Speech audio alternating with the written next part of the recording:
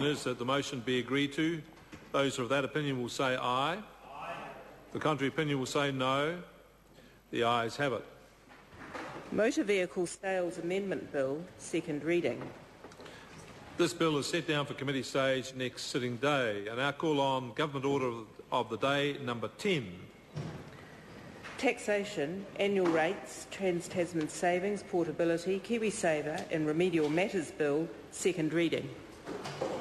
I call the Honourable Peter Dunn. Mr Speaker, I move that the Taxation, Annual Rates, Trans-Tasman Savings, Portability, Kiwisaver and Remedial Matters Bill be now read a second time. This bill proposes a number of taxpayer-friendly measures. The first of these is a very positive change that will allow New Zealanders returning home from Australia to bring their retirement savings with them when they return home permanently. This will be very good news for the many New Zealanders who work in Australia and who under Australian law currently have their compulsory superannuation contributions locked into an Australian complying fund until they reach retirement age.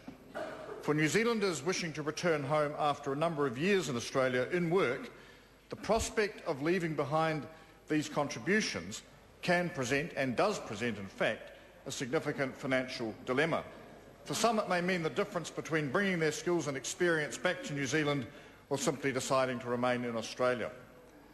The changes in this bill will help to overcome that problem by allowing New Zealanders with retirement savings from certain Australian superannuation funds to transfer those funds into Kiwisaver when they return home permanently. Similarly, Kiwisaver members who move to Australia will be able to transfer all their savings in the scheme to an Australian complying superannuation scheme, including contributions from the Crown and any member tax credits. Even those New Zealanders who have already returned from working in Australia may now be able to retrieve the contributions they were required to make to Australian superannuation funds. The ability to transfer superannuation funds across the Tasman will apply once both Australia and New Zealand have enacted the necessary legislation. The New Zealand experience is contained in this bill, and notwithstanding other events in Australia today, it's still understood that Australia will introduce their complying legislation later this year. This will be a major step forward. It's the result of an agreement with Australia that was signed in July last year to recognise the close relationship we share and the benefits that a skilled mobile labour force can bring to our two countries. Mr Speaker, the remainder of the bill focuses on a number of technical or remedial measures to improve the way the tax rules work and to reduce compliance costs for taxpayers. These technical measures include changes to the Kiwisaver rules to make them easier for people to understand and to ensure that the rules work in the way that they were intended to. In particular, the enrolment rules for those under 18 years of age are being clarified so young people and guardians have greater certainty about their obligations under the scheme. The bill also clarifies the gift duty rules around gifts such as amenities and artwork made to local or central government or to approved donee organisations by making it clear that such gifts are exempt from gift duty.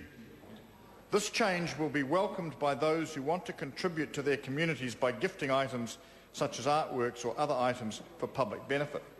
Mr Speaker, I have recently announced that the government is intending repealing gift duty altogether if concerns about creditor protection and social assistance targeting can be addressed. Officials are currently consulting on these matters, and my expectation is that if gift duty is to be repealed, that provision will be included in the November tax bill later this year. But in the meantime, the provisions in this bill tidy up the operation of the existing gift duty rules. This bill also sets composite tax rates for 2010-11, which are based on an average of the old and new rates to take account of the substantial personal income tax reductions that take effect on the 1st of October this year. Other technical amendments that the bill contains are intended to make the tax laws easier to apply. They include changes to the legislation on binding rulings, which set out how Inland Revenue will apply tax laws to give greater certainty about the tax implications of business decisions. Other changes in the bill are of a remedial nature and remove certain unintended consequences following earlier reforms. And so further to those changes, I wish to advise the House that at the committee stage I shall release a supplementary order paper relating to several other measures. The most important of those will be to remove the taxation impediments for banks and their covered bond programs. The rest will be of a more remedial nature, but all of them will need to be legislated for as soon as possible. Included amongst those other matters is an adjustment to the prospect of tax treatment of certain optional convertible notes and minor changes to the transitional life insurance rules. These are both changes which taxpayers have asked for. Mr. Speaker, in bringing the bill to its second reading, I want to record my thanks to all the members of the Finance and Expenditure Committee for their consideration of the bill, for their work in further refining and clarifying its content. The result of their efforts has been a package of measures that will help improve the way the tax rules work across a number of areas and in so doing reduce compliance costs for taxpayers. I therefore with pleasure commend this bill to the attention of the House. Members, the